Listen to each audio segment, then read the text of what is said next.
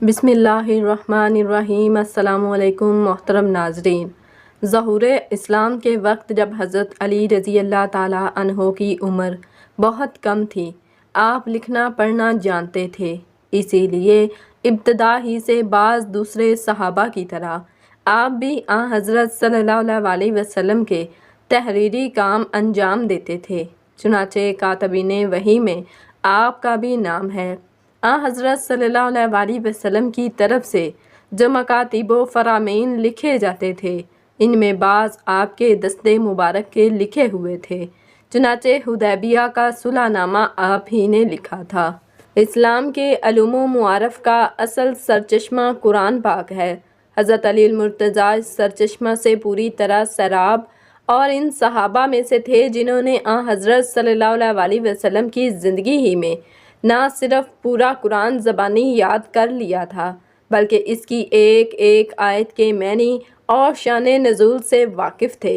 ابن سعد میں ہے کہ ایک موقع پر خود آپ نے اس کا اظہار فرمایا کہ میں ہر آیت کے متعلق بتا سکتا ہوں کہ یہ کہاں اور کیوں اور کس کے حق میں نازل ہوئی۔ چنانچہ حضرت علی رضی اللہ تعالیٰ عنہ کا شمار مفسرین کے اعلیٰ طبقہ میں ہے، اور صحابہ میں حضرت ابن عباس رضی اللہ تعالیٰ عنہ کے سوا اس کمال میں آپ کا کوئی شریک نہیں ہے۔ چنانچہ ان تمام تفسیروں میں فن کا مدار روایتوں پر ہے۔ مثلا ابن جریر طبری، ابن ابی حاتم، ابن کثیر وغیرہ میں بکثرت آپ کی روایات سے آیت کی تفسیریں منقول ہیں۔ ابن سعد میں ہے کہ آپ نے حضرت صلی اللہ علیہ وسلم کی وفات کے 6 مہینے تک جو گوشہ نشینی اختیار کی، اس میں آپ نے قرآن مجید کی تمام صورتوں کو نزول کی ترتیب سے مرتب کیا تھا۔ ابن ندیم نے کتاب الفہرست میں صورتوں کی اس ترتیب کو نقل کیا ہے۔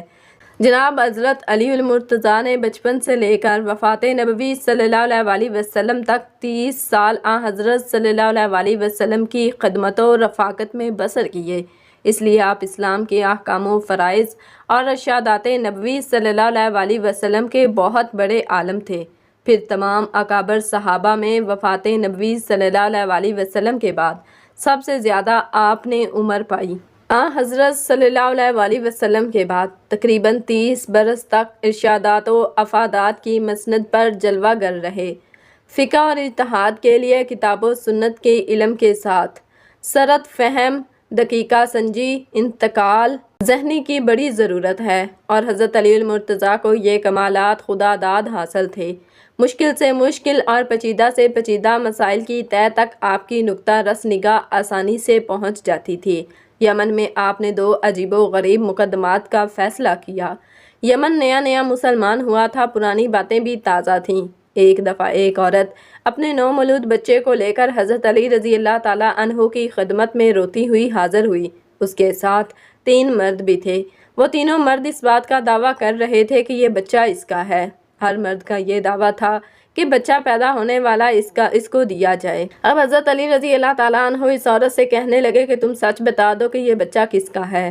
عورت کہنے لگی کہ مجھے نہیں معلوم کہ ان تینوں میں سے اس بچے کا باپ کون ہے۔ جب مجھے حمل ٹھہرا تو اس مہینے میں نے ان تینوں سے ہم بستری کی تھی۔ میری آپ سے درخواست ہے کہ میری غلطی کو معاف فرما دیا جائے۔ حضرت علی رضی اللہ تعالیٰ عنہ ان مردوں سے پوچھنے لگے کہ تم میں سے اس عورت کا شوہر کون ہے؟ ایک مرد نے ہاتھ کھڑا کیا تو آپ رضی اللہ تعالیٰ عنہ نے اس سے فرمایا کہ کیا تم حلف کہہ سکتے ہو کہ یہ بچہ تمہارے نطفے سے پیدا ہوا ہے؟ شوہر کہنے لگا نہیں، میں اپنی بیوی کی بدکاری دیکھ کر اب بالکل کچھ نہیں کہہ سکتا۔ سارے مجمع میں خاموشی چھا گئی کہ کیسا عجیب و غریب معاملہ ہے اور اس کا فیصلہ کیسے ہوگا۔